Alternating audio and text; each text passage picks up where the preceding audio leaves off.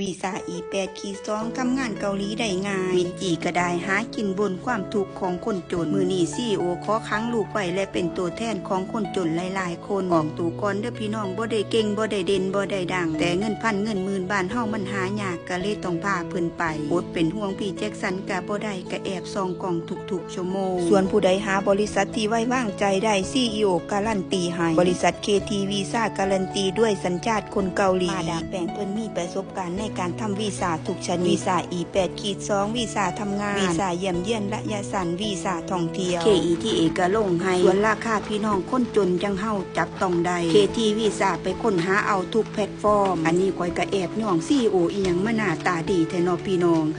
และบวกกับขึ้นมา E8-2 พวงเฮาบ่แม่นตาสีตาสาพอลุงแม่ป้าทางใดสิไปได้ถ้ามันไปง่ายเขาก็ไปกันหมดประเทศแล้วล่ะเนาะพี่น้อง